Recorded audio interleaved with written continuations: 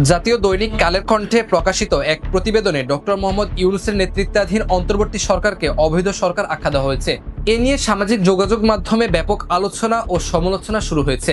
এ নিয়ে ফেসবুকে প্রতিক্রিয়া জানিয়েছেন হাসান আব্দুল্লাহ। তিনি লিখেছেন, যদি ইউনূসের সরকারকে অবৈধ বলা হয় তাহলে সেই সরকারের অধীনে অনুষ্ঠিত নির্বাচন অবৈধ হয়ে যায়, আর নির্বাচন অবৈধ হলে প্রধানমন্ত্রী তারেক রহমানকেও অবৈধ বলতে হয়। প্রতিবেদন অনুযায়ী ২০২৪ সালের ৫ই আগস্ট তৎকালীন প্রধানমন্ত্রী শেখ হাসিনা ভারতে পালিয়ে গেলে অন্তর্বর্তী সরকার দায়িত্ব গ্রহণ করেন।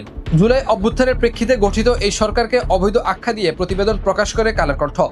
পরে সংবাদ মাধ্যমটির অফিসিয়াল ফেসবুক পেজে পোস্টটি প্রকাশের পর সমালোচনার মুখে তা মুছে ফেলা হয়। এমনকি ওয়েবসাইট থেকেও সংবাদটি সম্পাদনা করা হয়।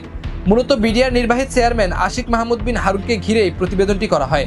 সেখানে দাবি করা হয়, প্রায় 18 মাস আগে বিদেশ থেকে আশিক চৌধুরীকে ডেকে এনে বিডিআর চেয়ারম্যান করা হলেও দেশে প্রত্যাশিত বিনিয়োগ বাড়েনি এবং তিনি ডক্টর ইউনূসের ভাবমূর্তি উন্নয়ন সহ সামাজিক ব্যবসা সংক্রান্ত কাজে বেশি সময় দিয়েছেন।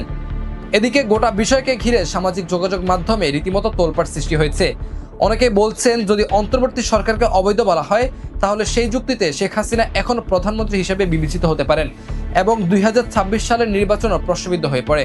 কেউ কেউ অভিযোগ করছেন, এভাবে অন্তর্বর্তী সরকারকে অবৈধ আখ্যা দিয়ে একটি রাজনৈতিক বয়ান প্রতিষ্ঠার চেষ্টা করছে। আর এ নিয়ে কালের কণ্ঠ কর্তৃপক্ষকে ক্ষমা চাওয়ার ঝড় উঠেছে সামাজিক যোগাযোগ মাধ্যমে।